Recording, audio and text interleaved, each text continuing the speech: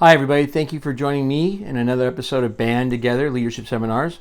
My name is Paul Everts. I'm the CEO and founder of Band Together. You can reach me at my email address, which is BAND, the number 2 together, bandtogether@comcast.net. You can also go to our website, which is conductingmylife.com, where you can get this wonderful book, Conducting My Life. Please get the book. I have plenty in my garage. Contact me. I'd be more than happy to mail it to you. Also, go to Amazon.com. You'll see a wonderful write-up, or 20 of them, and some stars to follow. Stars to follow. So yeah, get the book. You'll like the book. It's a really good book. Life Lessons of a High School Music Teacher. Also go to the curriculum tab, which says curriculum. Very good. And you'll see that I am part of the John Maxwell team. I'm able to teach, train, speak, coach about John Maxwell material and how it can all help us be better people, because better people make better leaders. So please hire me. I'd love to come out and be with you as an individual, your nonprofit, your private sector. We're just here to help one another get through some interesting times. Interesting times like watching people protest the national anthem. Yeah, that's an interesting time. I'm recording this on the 6th of July. So we celebrated the 4th, just my wife and myself. Our daughter was with her boyfriend. Our son was with his wife in Japan. As you might know, PJ is a lieutenant in the United States Navy. Let me just start by saying I went back to going onto Facebook. That's been an interesting going back to. February 20th, I said, you know what, I'm done. There's just too much. Everything's great now. Yeah, after January 20th, everything is now perfect. There are no problems. Everything's great at the border. Schools are going wonderfully well. It's perfect now, and I couldn't handle that anymore because that's just not real to me. It's just not my world. And then I thought to myself, let's get back into it. It's time. There are things happening. I want to bring them up to you. So this wonderful lady posted a meme of, once again, football players, National Football League, kneeling down while the national anthem is being played, and this jerk, idiot, a lawbreaker in one of the congressman's office or congresswoman's office on the 6th of January, and said, something like, if you find this to be disrespectful, and that would be the football team kneeling for the national anthem, and this not to be disrespectful, that would be the dude sitting in the congressperson's office with his feet on the floor on the desk, then we have an issue. So I took the bait and I said, yeah, I find both to be disrespectful. I think, taking a knee for the national anthem is disrespectful.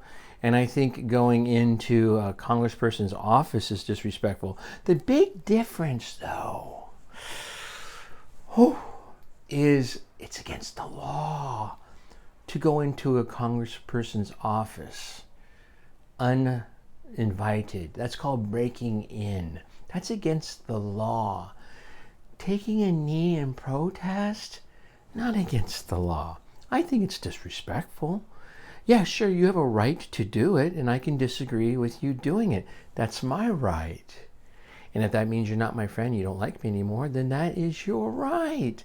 And trust me, in the last 5 or 6 years, I've had plenty of people go, you're just too conservative, and you're white, and you're male, and you're heterosexual, and you're that Christian thing. Not good. So, sure enough, I responded. Got this person who I don't know, just, my dad died for rights, or my dad is in the Army, Navy, whatever, and blah, blah, blah, blah, blah. I was like, God, that's awesome. Because you know what? Our grandfather was on the USS Indianapolis, which delivered the atom bomb. On the way back from the atom bomb, he gave the abandoned ship call and died on the ship. So you could have a right to take a knee at a game. Isn't that cool? Oh my gosh, that's so awesome. Not that he died, but that you have a right to take a knee. You don't have a right to go in a congressperson's office uninvited. You broke a law. There's a difference. There's a difference. Oh, by the way, our son, lieutenant in the Navy, South China Sea, doing stuff. I don't know what he's doing. He doesn't tell me. Loose lips sink ships. Yeah, so you can have a right. So don't lecture to me, young person, about that.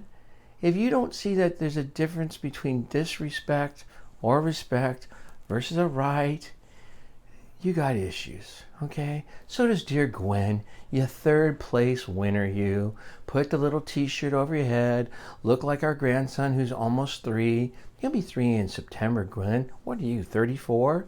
And you're putting a t-shirt over your head? Is that because you got third place? Oh no, it's because you don't want the national anthem to be played, because it triggers you. Then why are you representing the nation? By the way, I wouldn't sign the petition. I wouldn't sign the petition because you know what? You're going to go to Tokyo. You ain't going to finish in the top 3 anyway. No one's going to see you. So, and who's paying for you to go? Really bad country. Terrible country. Oh, so bad. So let's talk about the StarSpangled Banner, shall we, on this 6th of July? By a congregational resolution on March the 3rd, 1931, the StarSpangled Banner was made the United States' national anthem. During the War of 1812, from the Baltimore Harbor, Francis Scott Key, a lawyer, author, and amateur poet, watched the British Navy's ferocious bombardment of Fort McHenry throughout the night of September 14, 1814, and wondered if the fort had been forced to surrender. At the first light of morning, Francis Scott Key saw the American flag still waving proudly and wrote the poem, Defense of Fort McHenry, which was set to a popular tune. This is the first and fourth stanza. Oh, say can you see by the dawn's early light, what so proudly we hailed the twilight's last gleaming? Whose broad stripes and bright stars through the perilous fight, o'er the ramparts we watched were so gallantly streaming? And the rockets' red glare, the bombs bursting in air, gave proof through the night that our flag was still there. Oh, say does that star-spangled banner yet wave o'er the land of the free and the home of the brave? It's a question. Fourth stanza. Oh, thus be it ever, when free man shall stand between their loved home and the war's desolation. Blessed with victory and peace, may the heaven rescue land, praise the power that hath made and preserved us a nation. Then conquer we must, when our cause it is just, and this be our motto, in God we trust. And the star-spangled banner in triumph shall wave o'er the land of the free and the home of the brave. Yeah, there's more than one stanza. I think there's actually 6. And one of the stanzas actually says, in God we trust, most just. Ladies and gentlemen, we have so much to be thankful for and grateful for. Would you consider making the rest of July, and maybe every July, a month of appreciation? There seems to be a thing where we have a month dedicated to everything. Filipinos, Irish Americans, Polish Americans, of course Black History Month, of course Pride Month. I got that, know that, got it. But if you look at the months, there is no Appreciate America month. And I know it might make you trigger and you might get the shakes because someone said we have to appreciate the United States. But as we start looking into this, and I'll say more about this later, when you see things like critical theory, critical race theory is now going to be, it was before, by the way, but now they've publicly admitted it in our public schools. And if you look at what it says that they want to see happen, nowhere does it say appreciate America.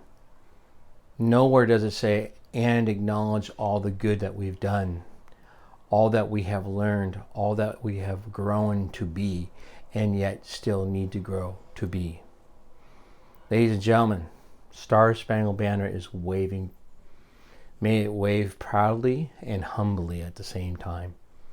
Coach John Wooden, who won, I think, something like 7 or 8 straight championships for the UCLA Bruins basketball team, told his players, you need to go out on the court with humble confidence. United States, we need to be humbly confident that we're Americans and we know right from wrong. And a good idea might not be in 2021, but maybe 2061, it's a good idea and it actually happened. We learn. I think we should be more patient, more incremental in our growth. Just saying. I love our nation. I appreciate being American, and I appreciate you watching. Begin with the end in mind. Every choice you make is who you are, so choose wisely, including, are you going to send your kid? Are you going to send your kid to be taught critical race theory? And then you seek first to understand and be understood. Why don't you understand what critical race theory is about? I'm understanding it. I'm making my opinion based on what I've read. And then finally, people don't care how much you know until they know how much you care. And I care about you very much. That's why I take a risk. Yeah, it's actually a risk doing these videos. Because someone's going to say and see it and go, I just don't like him. He needs to go. I'm doing the best I can. I'm doing the best I can. And finally, I'm doing the best I can. And I hope you are too. Hope this video helped somebody. If not, wasn't my intent. Okay, I love you very much. Thanks for watching. Have a great month of July. And again, let's make that Appreciate America Month. Why don't you write to your congressman, your state assemblyman, and say, can we have an Appreciate America Month? And let's make it July. All right, everybody. I love you. Bye.